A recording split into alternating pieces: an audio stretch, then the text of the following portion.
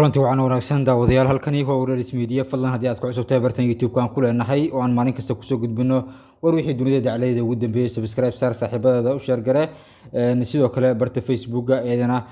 saaxiibada u share gare qodobada maanta aad ku maqli doontaan warkana waxaa kamid ah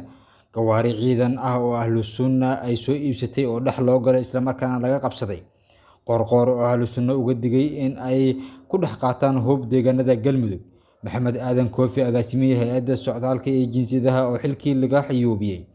madaxweynaha Galmudug Axmed Cabdi Kaariye qorqor magaalada Guriceel ku booqday shiiqa ugu weyn magaaladaasi si uu bulshada u tusiyo inuusan culimada la dagaalsanayn ee is hayaan rag xildoon ah guddiga xalinta khilaafaadka oo ka soo horjeestay nidaamka doorashada xildhibaanada gobolada waqooyi ee la sheegay inay u afduuban tahay ra'iisul wasaare ku-xigeenka dalka Mahdi Maxamed Guleed hay'adda culimada Soomaaliyeed oo si weyn uga hortimid bandhigga faashiyonka ee Muqdisho laga sameynayo iyadoo dhowr jeer oo kala duwan la qabtay wararka dibadda ee dhageysan doontaana waxaa kamid ah maxay ka wada hadleen madaxweynayaasha wadanka Turkiga iyo Mareykanka oo ku wada kulmay wadanka Italy gaar ahaan magaalada Roma qodobadaas iyo qodobo kale ayaad ku daawan doontaan warka Wararis Media watahay daawadayaal warkaasi oo faahfaahsan ku soo dhawaada inuu ku bilaabana gawaari ciidan oo Ahlus Sunna ka soo iibsatay kana keentay dhanka Itoobiya ayaa dhax loo galay lagana qabsaday gaari ciidan iyo saanad hub oo ay leeyihiin kooxda Ahlus Sunna wal Jamaaca ayaa lagu qabsaday duleedka degmada Cabdiwaaq halkaasi oo iyaga oo maraya lagu qabtay dadka deegaankuna ay qabteen gawaaridan ayaa loo waday deegaanka Bohol oo ay ku sugan yihiin kooxda hubeysan waxaana laga keenay deegaanada dhanka Itoobiya ayaa laga keenay gawaaridan ciidan ee loo waday kooxda Ahlus Sunna gaari Cabdi Bilaa iyo hubkiisa raay oo ay la soo dhaxmareen maamulka Soomaalida Itoobiya ayaa habeennimadii xalay ahayd koox maleeshiya beeleed ah ku qabsadeen deegaanka xadka u dhaxeeya Cabdiwaaq iyo sidoo kale xadbeeneedka Itoobiya sida ay xaqiijiyeen dadka qabtay gawaaridan ayaa waxaa loo waday kooxda Ahlus Sunnada hubeysan ee ku sugan deegaanka Bohol ma ahan markii ugu horeysay ee hub iyo ciidan ay leeyihiin kooxda Ahlus Sunna ay qabtaan ciidamada Galmudug ama dadka degan deegaanada Galmudug watahay daawadayaal wali waxaad naga daawanaysaan Wararis Media fadlan haddii aad ku cusubtahay barta YouTube-ka aan ku leenahay subscribe saar sidoo kale barta Facebook-ga iyadana u share garay saaxiibadaada qorqor ayaa Ahlus Sunna uga digay in ay hub ku dhex qaataan deegaanada Galmudug madaxweynaha Galmudug Axmed Cabdi Kaariye qorqor oo ku sugan degmada Guriceel ee gobolka Galguduud ayaa kulan la qaatay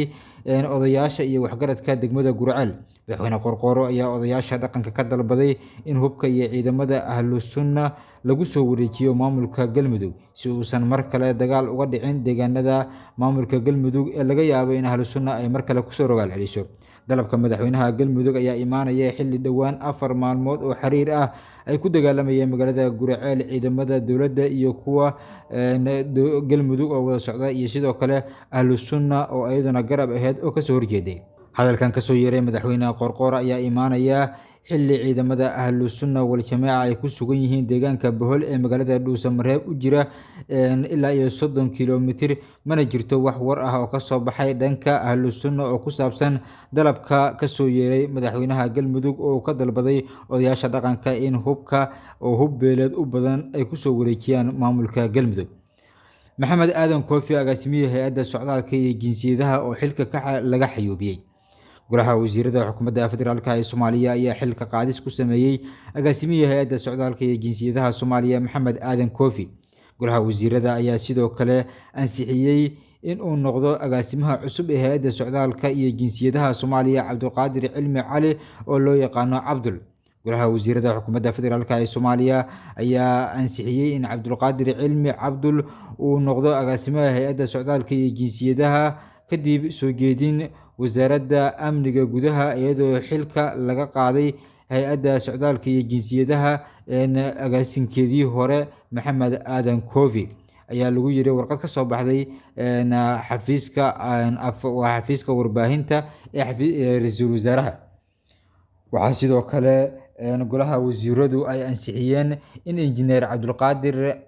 aadan maxamuud uu noqdo gudoomiyaha batroolka Soomaaliyeed lama oga sababta rasmiga ah ee ka dambeysay xilka qaadista agaasimihii hore ee hay-adda socdaalka Maxamed Aadan Koofi, inkastoo warar hoose oo soo baxaya ay sheegayaan in Koofi loo magacaabi doono agaasimaha nabad sugidda iyo sirdoonka qaranka Soomaaliya, mana la hubo.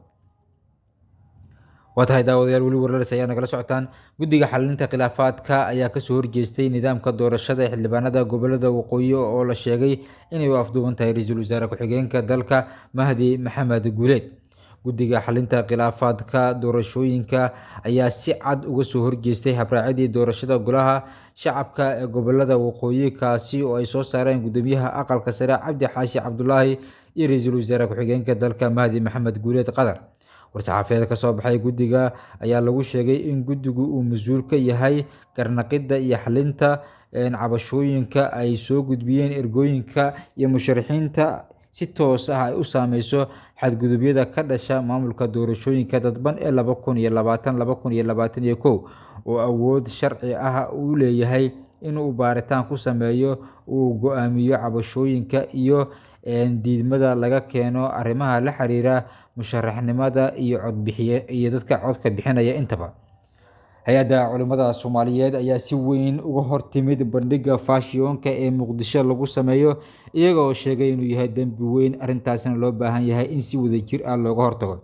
Gudoomiyaha Hay-adda Culimada Soomaaliyeed Sheekh Bashiir Axmed Salaad ayaa markii u horeysay ka hadlay bandhigga dharka lagu xayeysiiyo oo ka qabsoomay magaalada Muqdisho. Sheekh Bashiir oo la hadlayay idaacad ayaa waxa uu sheegay in wax laga xumaado ay tahay bandhigga dharkaasi lagu xayeysiinayo oo ay kusoo wada bandhigayaan dad isugu jira rag iyo dumar xayeysiin dharka. Runtii waa munkar weyn, maxaa yeelay Allah subxaanahu wa tacaala waxa uuna amrayaa in indhaha laga laabto jinsiga kale. Arrintan wuxuu sheegay in ay tahay mid saaniga oo si saacidaysa in indhaha aan laga laabanin dumarka dharka xayeysiinta soo qaatay oo ayagu soo qaadanaya dhar ku dheggan soona saaraya cawradooda. Wuxuu sheegay in sheekhu in arrintaasi ay tahay in dowladda federaalka ee Soomaaliya ay wax ka qabato. Sidoo kale waxa uu uga digay dadka bandhigyada noocaasi ah soo abaabulaya, isagoo faray in si kale wax u soo bandhigaan oo aan xaaraan ahayn. Haddii magaalada dhaqankeeda iyo afkaartooda la qaato, hadda kadib caqiidadana waa la ka qaadanayaa. Marka shayga xaaraanta ah haddii laga dhigayo xalaal oo lasoo bandhigayo iyadoo aan la isku ceebinaynin, waa dembi weyn, ayuu yidhi Sheekh Bashiir Axmed Salaad, gudoomiyaha Hay-adda Culimada Soomaaliyeed. Watahay daawadayaal weli wararkaas ayaa nagala socotaan. Markana arrimaha dibadda. Wararka arrimaha dibadda ee aan idiin haynana waxaa ka mid ah maxay ka wada hadleen madaxweynayaasha waddanka Turkiga iyo Mareykanka oo kulmay iyagoo xiriirkoodu waqtiyadii ugu dambeysay uu ahaa mid aan aad u fiicnayn. Madaxweynaha Turkiga iyo madaxweynaha Mareykanka Rajab Tayyip Erdogan iyo sidoo kale Joe Biden ayaa ku kulmay magaalada Rome ee dalka Talyaaniga, halkaasi oo lagu qabtay shirka 20-ka dal ee dunida ugu dhaqaalaha wanaagsan loona yaqaano G20. Waa kulankii ugu horeeyay ee labadan hogaamiye ee ka wada tirsan xulafada NATO ay ku yeelanayaan